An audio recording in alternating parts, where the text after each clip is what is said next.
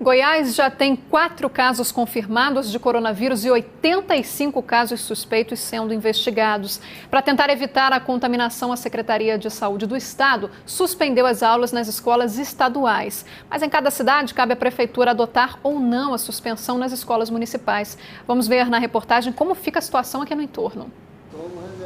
O seu José tem 72 anos e nunca passou por uma situação como essa. Ele está assustado com o coronavírus. Com higiene. Desculpa. Lavando a mão. Lavando a mão. Só não pode tossir e colocar a mão na boca, viu? É difícil a gente lembrar tudo que tem que fazer, né? Já Dona Emilce só saiu de casa hoje para comprar álcool gel para deixar na bolsa. Já passei em 5 farmácias. Aí quando chego em casa, eu lavo as mãos, como eles mandam, né? Faço a higienização e pôr na mão de Deus.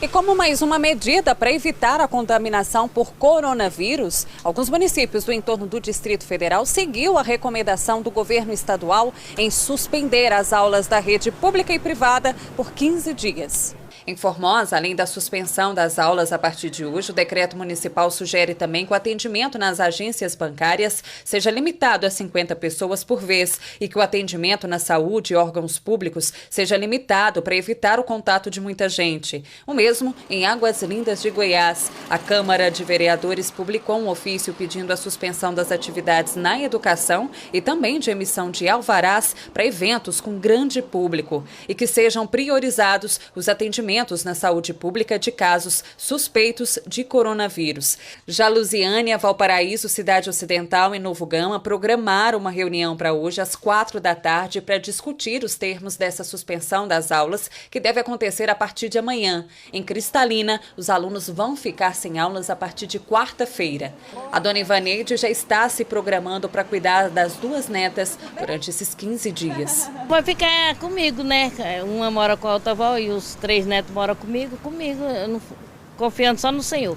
A Terezinha não tem filhos estudando, mas tranquiliza as mães e toda a população. Anda com um papelzinho no bolso, espirrou, passa na mão, limpa a mão, não precisa estar abraçando. Eu nunca fui de abraço, eu não gosto de abraço. É bom dia, boa tarde, tá muito bom, não é? Tchau. E tchau.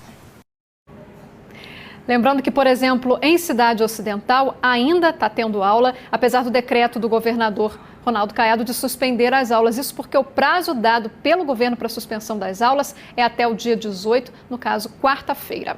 E por causa da pandemia do coronavírus, o complexo de Santa Bárbara, que faz parte do Parque Nacional da Chapada dos Veadeiros, vai ser fechado a partir de amanhã por 60 dias.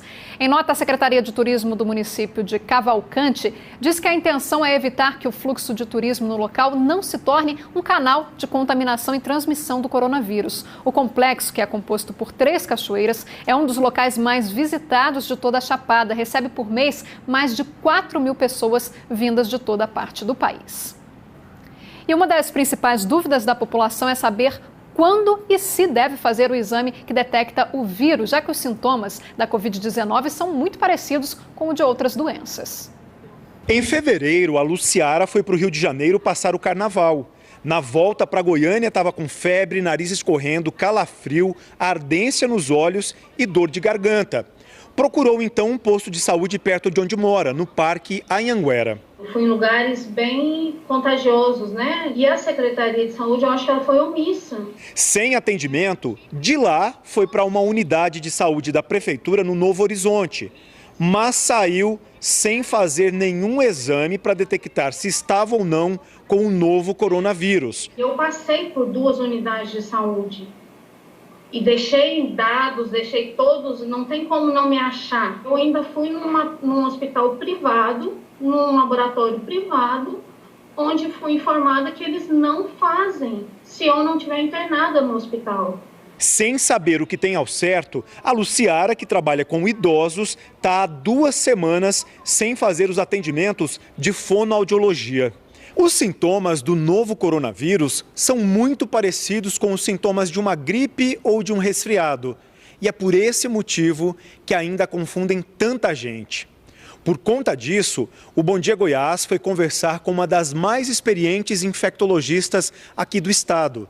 Ela explicou detalhadamente quem deve fazer o exame que detecta ou que descarta a presença da Covid-19, a doença transmitida pelo coronavírus. Os sintomas clássicos da literatura que nós temos ainda, da literatura para coronavírus, para Covid-19, marcadamente são 3. Febre não muito alta, mas febre prolongada, tosse, habitualmente uma tosse mais seca e sintomas de falta de ar. O médico decide se o paciente precisa de um exame, seja um painel viral para outros vírus, inclusive para o vírus gripe, vírus influenza, que é um vírus muito sério, porque nós não teremos exames para todos.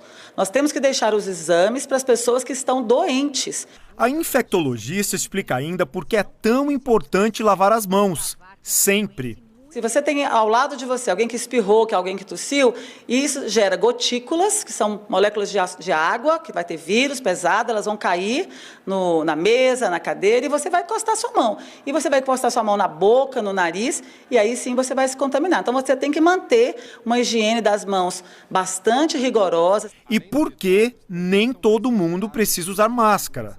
É para aquela pessoa que está doente, com sintomas respiratórios, e eventualmente ela está em outro local, fundamentalmente, que tem várias pessoas, né, no ambiente hospitalar. Então você coloca uma máscara comum para servir como barreira e dificultar a transmissão para outras pessoas, né?